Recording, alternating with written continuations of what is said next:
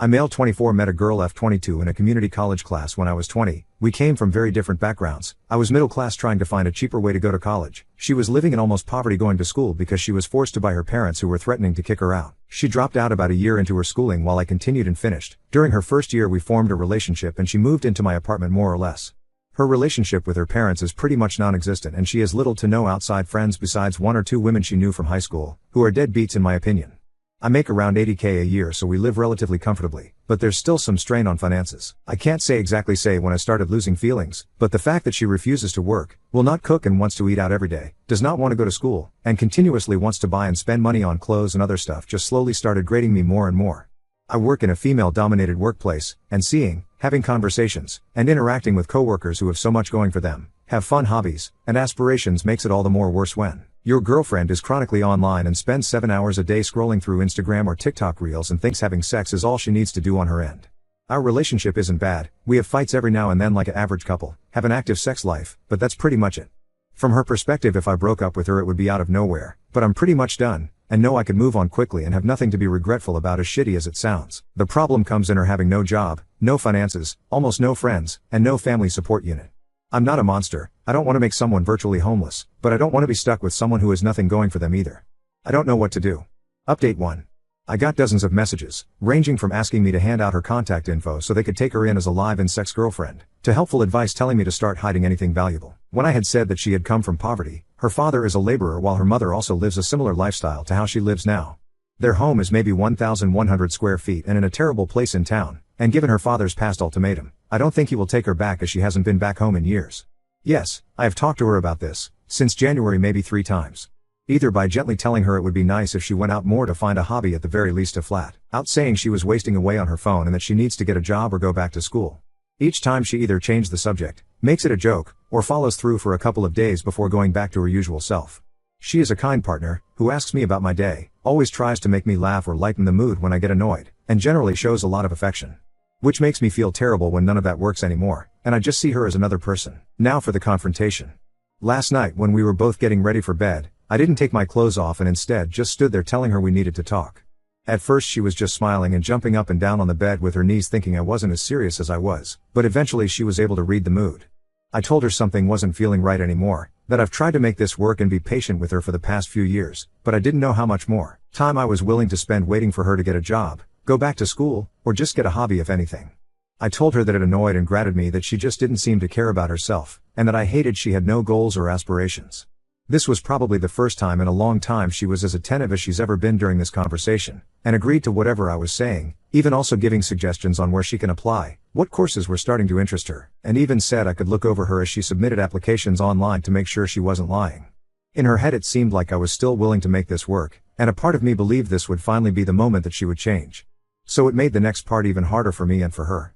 At her first I told her I didn't love her the same way, which slowly but eventually led to me saying I didn't feel anything at all about this relationship and was jaded. I was tired and wanted a fresh start with someone who was more goal-oriented, and wanted something more out of life. When she realized what I was getting at, she started to cry and asked why I didn't mention this sooner, and I said I've always asked her to cook, to go out with me to try something out, or to just go back to school, even when I offered to pay for her classes. Anything. She said she understands that part, but was upset why I didn't say it was leading to me losing interest in her, because from her perspective it seemed as if I still loved her all the same. She started apologizing, saying she wasn't in the right mental state and saying nothing was motivating her, and she genuinely had no interest in any hobbies. The only thing she liked was spending time with me, which is all she looked forward to in the day when I came home. None of this was really affecting my emotions besides making me feel uncomfortable, so I tried to continue by saying, I think her lifestyle would be better with another person, but she immediately cut me off and became more panicked. She started to apologize again for what she's done and said she would be a better girlfriend, that she would go with me tomorrow to wherever I wanted to go, and would look for courses in August that she could start doing.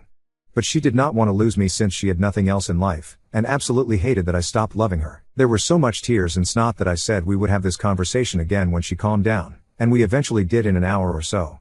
She pleaded to give her 2 months to make a change and give her another chance, and promised that she would change. Again she listed off all the places she would apply to and said she would be a better partner. I never wanted to make her homeless, so this seemed like a good settlement, even though I still had my doubts. I then reaffirmed that I wanted to see other people, but she seemed much more adamant on this issue than the aspirations issue that she would be able to fix this. She said just give her a month to try and make the relationship work, and asked me again and again on what she could do to make her love her again, and that she didn't want me to hate her. She said that this was the worst part of it all, in the only person that she had just being done. It seemed as if she was about to break down again, so I said okay, we'll see how this relationship is in a month. In my mind, if I'm allowing her 2 months to get back on her feet, then by a month she would already be ready to move on. I also didn't want her to suffer a complete mental breakdown while I was still living her, so giving her a month to let her fix the relationship would give her enough time to accept things. I slept on the couch last night, and will probably continue doing so for a while. She came out at about 3 a.m. wanting to talk some more, but I said I was exhausted and we would do it tomorrow. She then slept on the floor beside me for the rest of the night, apologizing again. When I told her to stop, she silently said okay and sobbed for a bit under her blanket. But that's everything that's happened so far. This was one of the hardest things I've ever had to do, but I regret nothing and feel much better letting everything out. I don't know how this situation will be in 2 months, but I was firm that it was the deadline. Update 2.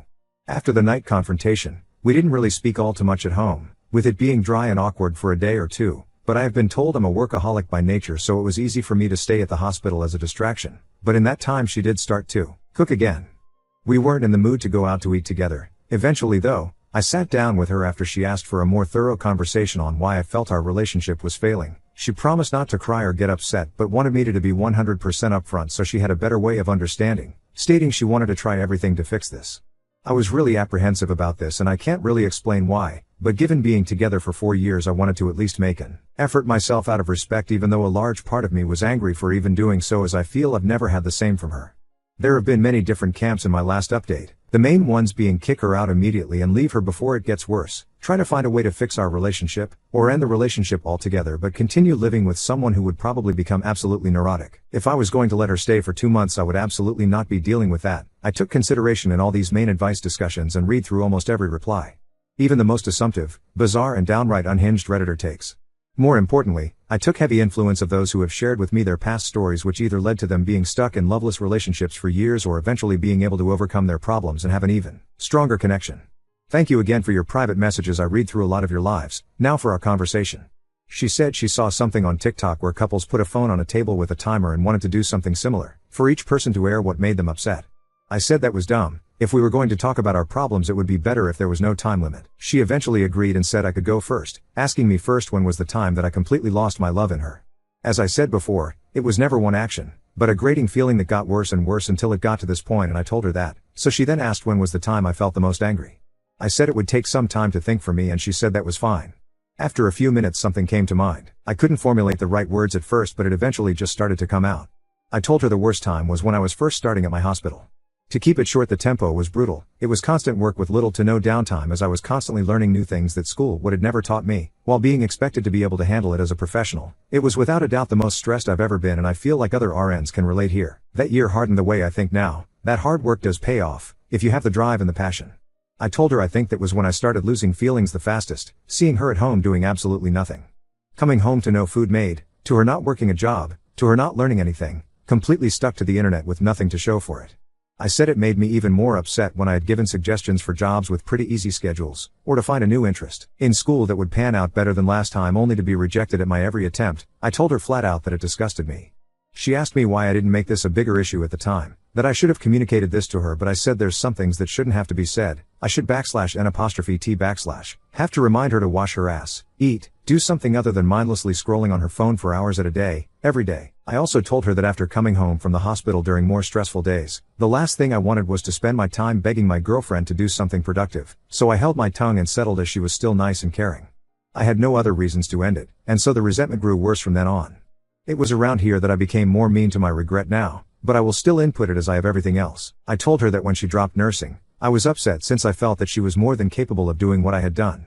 But after spending more time in the relationship, and spending more time getting to know her, I knew that with the type of person she was there was no way she could have ever finished. Which is why I suggested easier and more laid-back jobs, less demanding majors for school. Shit, even if she just cooked or found an interesting hobby at that point I would have appreciated it.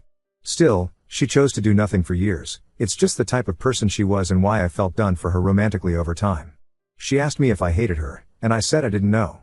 I told her she was very loving and kind, but I hated how she handled her life to this point. That I felt no ill will towards her after airing everything out, but I also felt nothing else. I just felt done and ready to move on. Throughout this conversation we kept eye contact, and there were times it seems like she would break, But like she said, she remained as calm as she could while I said what I had to say. I told her I was done and she could say her piece now, but she asked if we could continue the conversation later and locked herself in our room for the rest of the day. The next day we sat down again and finished the conversation. She told me that she thinks she's depressed, saying that she didn't feel sad before that night, just had no motivation of doing anything.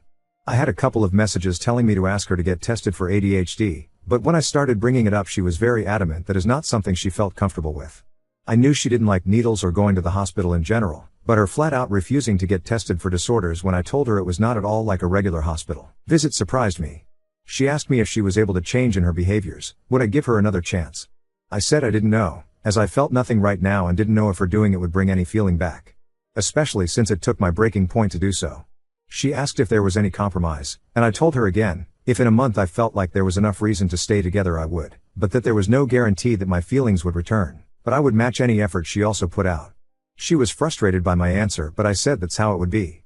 She gave me a piece of paper to look at that she was working on last night that had a list of hobbies and interests she wanted to look into, the two major ones being photography and cooking again. She told me that she was looking into these while also showing me her phone, giving proof that she was putting in applications on Indeed and Glassdoor for some entry-level positions that she might get hired in. I told her if she was able to show enough passion or interest in these hobbies that she showed, I would not care about her working, just anything to improve herself. But if she didn't do anything at all, then it would be best to look for a new job to help her if she moves out. I've also been asked in private messages if I have any personal friends to talk to. There's two female coworkers I confide some information in given how many hours we work together at our hospital, and who I completely trust as in my opinion they are extremely grounded. They both said I would eventually get love bombed and this would all go back to how it once was, and that I needed to stand firm with moving on. They've very helpful friends who have even offered to let me stay over for a few nights, giving the reason that I would fall for her manipulation if I continued being anywhere near her in their own words. But it didn't feel right since I'm still technically in a relationship, but I said I would consider it if the situation worsened. But again I find them grounded, so I always try to take their advice to heart. Despite numerous messages from you all privately or openly telling me that this will be a mistake, I want to make the attempt to give this one last try. Though I feel heavily closed and guarded and still feel indifferent with our current situation, but a lot of you have told me this can eventually change with enough work from both parties. I have also taken the advice of those saying to cut off sex, which was my intention from the start anyway, by continuing to sleep in the living room. But each day she has been sleeping on the floor right below me even when I tell her I'd rather be alone with my thoughts, telling me this is something she would not accept. Update 3. I kept my promise in meeting her halfway and tried my best at helping her in whatever way I could. The only real interest that she's been mainly sticking with is photography. I've said before that she has a stockpile of clothes that she's had over the years, and she sold a few of them on Depop in order to get enough money to get a Canon 250D camera that she says is good for starting out. She's looked a lot more into this than me. I strongly assume she stuck with this hobby as it gave her a chance to spend more time with me, as she continued asking me to go out into the city to take pictures and test out her camera. Given that I had promised to match her energy and didn't want to be a hypocrite, I did so even when I came home from longer shifts at the hospital. There was a major change in her behavior however. While she usually was a very loving and affectionate partner, it had been turned up to its max during the first week. She asked me maybe 8 times a day how I was doing, if I was upset, what I wanted to do for the rest of the day, etc., just trying to gauge my mood. When we went out, her PDA was also maxed. She wanted to kiss, hold hands, and spend the night out as long as possible, even when I said I had to go in early to work the next day. It's hard to describe in words what she was doing. I don't know if it was exactly love bombing, but with the energy she putting out, I was fully expecting a crash to come. And it did during the second week. I'll talk about that in another post. There was only so much I could handle before I needed a break, especially with how I was still feeling after everything that had happened prior. My friends at work are the only other people I have been engaging with and I've told them everything that has been happening.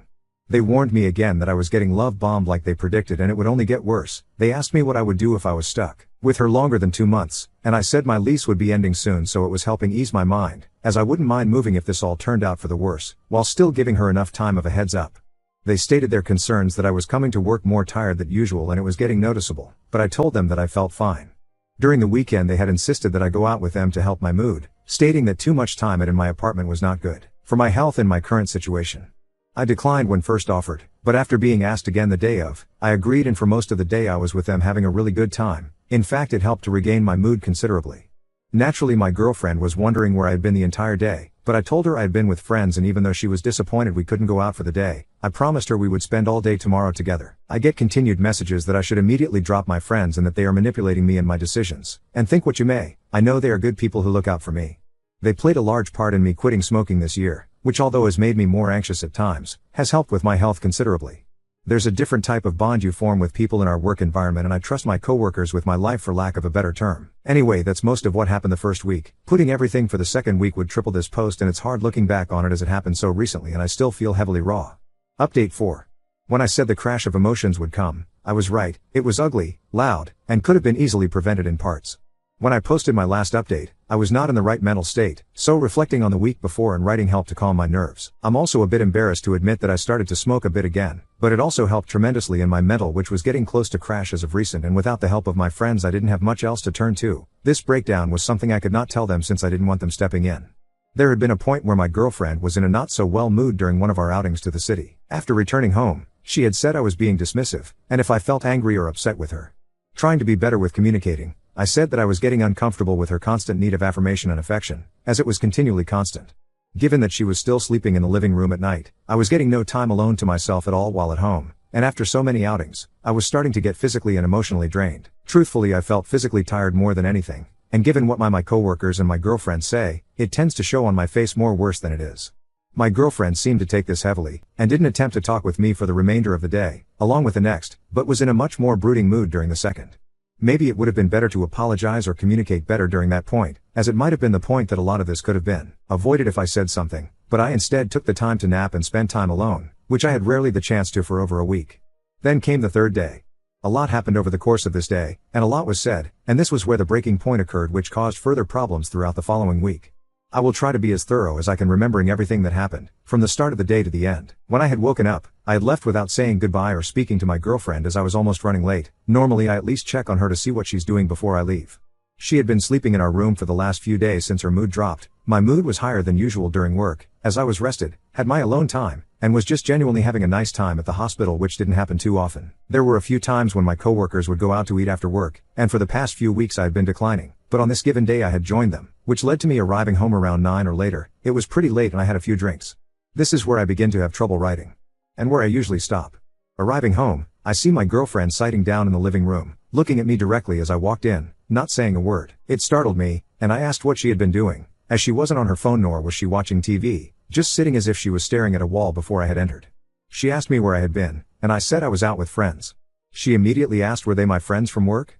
My girlfriend is aware that I work alongside mostly women, and I have brought up my friends in the past before our relationship broke down to this point. I said yes, I was with them and we had gone out to eat. She asked me if I had been drinking as well. I don't know if it was noticeable or not or just a random question, but I said that I had. There was a period of uncomfortable silence that felt a lot longer in memory. She eventually brought up my month deadline on whether my feelings would change, and she asked if they have. It took me a minute to reply as that question had taken me off guard, and I said I appreciated her efforts in what she was doing, but I was still unsure of our future together and couldn't give her a direct answer. She told me again that during our outings together, that I was being dismissive, and that she felt I wasn't putting in the same effort to make this relationship work.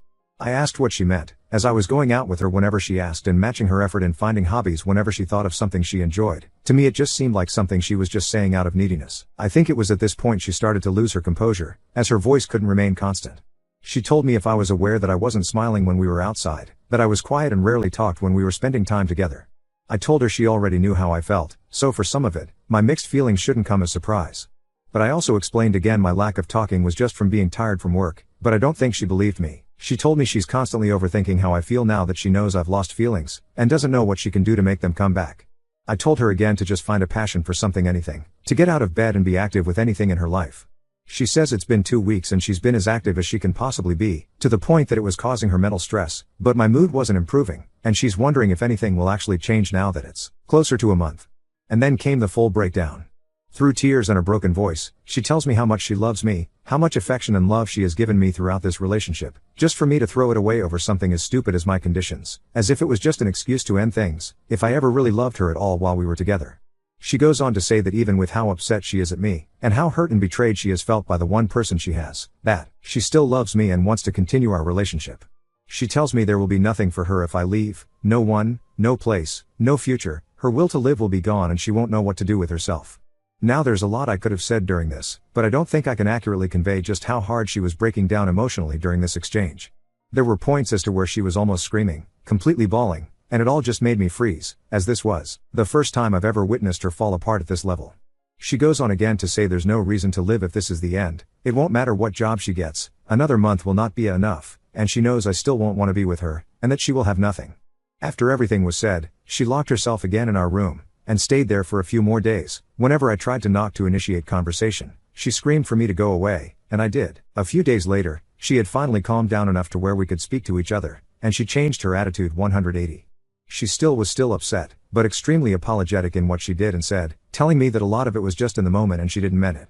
The days that I was finally able to spend alone, without her or my friends, gave me the mental to finally do what I should have a month ago. I told her as gently and as calmly as I could that it was over, that there was no chance that we could be together at this point and I no longer wanted to be in a relationship. I told her I would let her stay for an additional 2 months until she could find a job and help her get on her feet. I also said that if she was unable to do anything by that time, then I would be gone and moved out. She started to cry again, but in a much more defeated manner that almost made me break myself, but she agreed to the terms, and it was finally done. She was able to get a job at a supermarket about a week afterwards, but only part-time at first as that was all they were offering.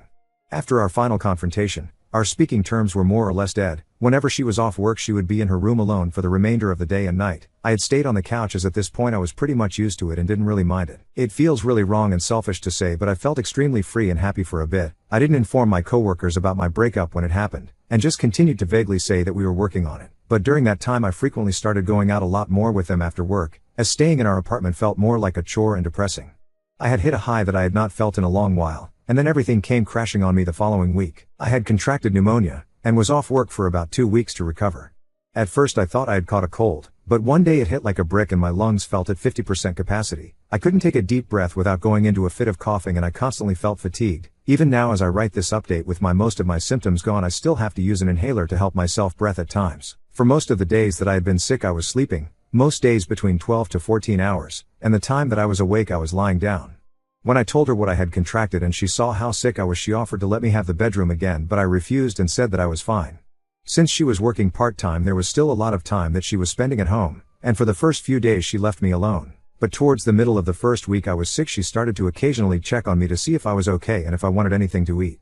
Honestly, I hated that me being sick forced us to interact, not because I was mad or anything, but because it felt incredibly weird and awkward, and that I had to depend on her now for a few things not even a week after we had broken up. I didn't feel well enough to get groceries like I normally did, and since she already worked at a supermarket she insisted that she buy food instead, and when I gave her my card she refused it and said she would buy it herself. For the most part I was snacking on fruit and cookies, but she said if I was going to get better that I eat actual meals, so she began to cook for me even when I said I didn't want anything. Even with this, we didn't eat together for the first week as she went back to her room after checking on me, but during the start of the second week of me being home, she started to sit down with me while I was awake and talk with me. She told me about her day at work and her coworkers, and a bunch of other stuff. It felt like a lot of it were things she wanted to tell me earlier but couldn't because everything was still raw. But when she started to talk she didn't stop, and honestly I enjoyed listening to her talk about her day because it felt different. It went from talking to us watching TV together during nights that I couldn't fall asleep to us just talking about our issues that we've been holding to ourselves for a while. It was extremely cathartic and there was no yelling or arguing, just listening. It felt a way that we hadn't talked in a long time, not since from before we got together years ago when we're friends and classmates. Sometime during the second week I had hit a point where I felt extremely ill and I didn't want to talk or do anything, but I couldn't sleep either because I kept on coughing. She didn't go to work that day and stayed beside me for a long while. We didn't talk at all, but she made sure I was still eating and drinking water. There's a lot that can be said on how those 2 weeks made me feel about my situation with her and everything that had happened, but I can't convey them in words, much less writing. But I'll just say it was a lot of time to think. Since I've recovered, I had been trying to make a bigger effort to talk with her, but at the same time not trying to make it feel forced as it may have felt a month ago. Just random conversations about random things, about how her photos were going, how work was doing, if she liked her boss, just whatever. She spent less time in her room and more time in the living room with me when I had gotten home, just talking about her day and work, customers and coworkers, and in turn I told her about my day. Gradually within these weeks it feels as if the transition of being in relationship to being friends is a lot more apparent, and it feels better and more organic this way as it's become easier to communicate. Even still though, there's a barrier between us, something that formed from our final argument, and it's hard to describe exactly what it is, but it's there. The deadline that I had formed for me moving out is at the end of October, as that's when my lease ends.